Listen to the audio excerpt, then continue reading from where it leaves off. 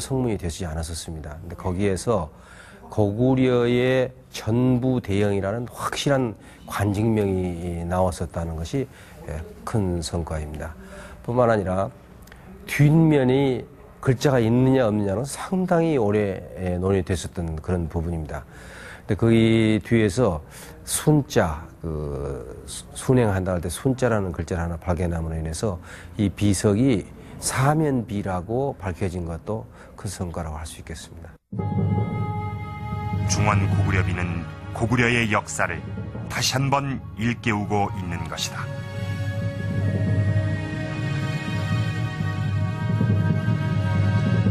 (1500년이란) 세월 탓인지 너무 마모가 심해서 각종 첨단 장비를 동원해서도 이 비문을 해독하는 데는 많은 어려움이 있었습니다.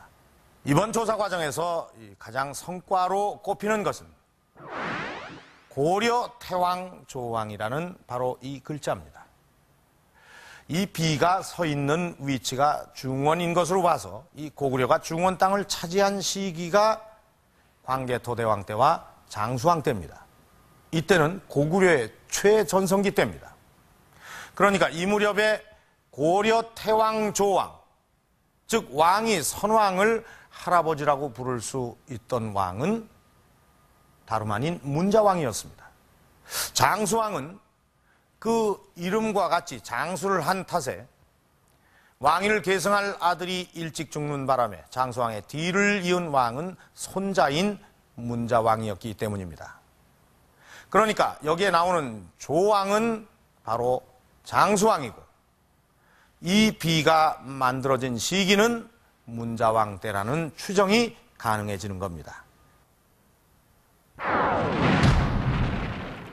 이것은 중국에 있는 광개토대왕 비입니다. 이 중원 고구려 비에 비해 그 크기도 4배 이상 차이가 나는데 여기에는 고구려의 건국 신화를 비롯해서 이 광개토대왕의 전쟁 업적이 다 기록이 되어 있습니다. 그런데 이 두 비석에 똑같이 들어있는 글자가 있습니다. 바로 이 매금이라는 표현입니다. 이 매금은 고구려가 신라왕을 낮춰서 부르는 이름인데 이 두 비석에 똑같이 신라왕을 매금이라고 표현을 하고 있습니다. 그러니까 신라는 고구려와 대등한 관계가 아니라는 것을 드러내주는 아주 단적인 증거라고 할 수가 있습니다. 자, 이 매금 외에도 이 중원 고구려 비에는 신라와 고구려의 관계를 알 수 있는 아주 구체적인 사실이 실려 있습니다. 하다가 또 하나 이제 재미나는 것이 이겁니다. 신라토내. 신라토내. 그러니까 이제 이러한 국토라고 하는 글자가 보이고 신라토내니까 이거는 중원 고구려비는 지금까지 알려지지 않은 고구려와 신라의 관계를 가장 잘 나타내고 있다. 삼국사기엔 당시 고구려가 신라 왕위 계승에 깊숙이 개입했음을 알 수 있는 사건이 있다. 실성의 왕위 계승과 복호의 인질 문제가 그것이다. 여기에 대해 삼국사기는 단순히 이 사실만을 기록하고 있을 뿐이다. 그러나 중원 고구려비는 신라가 고구려에 조공을 바치는 종속관계였다는 사실을 구체적으로 전하고 있다. 이 석비야말로 삼국사기에서 밝힐 수 없는 또 기록 하나 없는 우리의 고대사 가운데서 금자탑과 같은 그러한 존재가 아닌가. 그야말로 황금적인 그러한 역사적인 내용을 바로 이 비에다가 잔뜩 실어놓고 있는 겁니다. 그래서 이 비야말로 글자 하나하나가 그 당시 고구려와 신라, 고구려와 백제 또는 신라를 갖다가 통일 매금이라고 했을 정도로 고구려의 위상이 높았고 세력이 강했었다라고 하는 그러한 것을 역력히 여기에서 우리 알 수 있는 그러한 중요한 석비가 아닌가 그렇게 느껴지고 있습니다. 그런데요. 예, 그러니까 이 중원비에서 고구려와 신라의 조공 관계를 연구하고 있는 서영수 교수. 중원 고구려비에 나타난 조공 관련 기록에 주목하고 있다. 그 조공이라는 문자는 안 나오지만은 광개토왕비 그 영락 10년조에 보면은 광개토대왕비에도 조공이라는 표현은 나오지만 자세한 언급은 없다.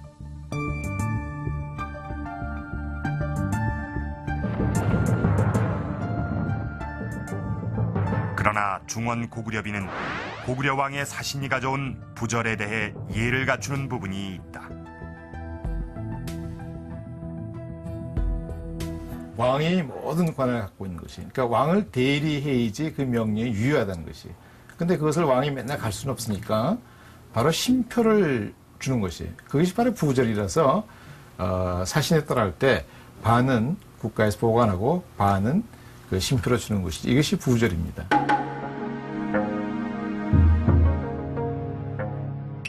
부절을 가진 사람은 왕이 파견한 특사라는 뜻이 된다. 부절은 외교적으로 당시 관례였던 것으로 추측할 수 있다.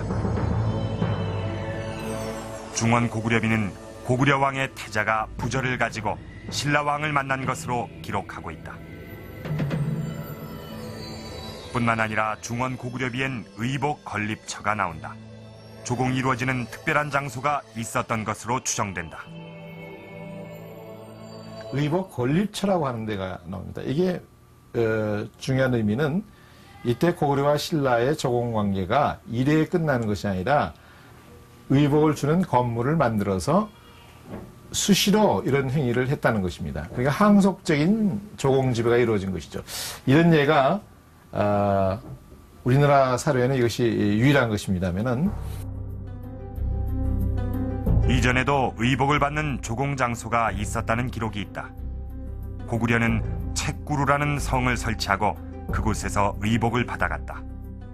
이와 마찬가지로 고구려와 신라의 관계에 있어서도 특별한 조공 장소가 있었던 것이다. 당시는 의복을 주고받는 조공 관계는 곧 정치적인 상하 관계를 의미한다. 중원 고구려비를 보면 신라는 왕이 직접 와서 고구려 태자로부터 의복을 하사받았다.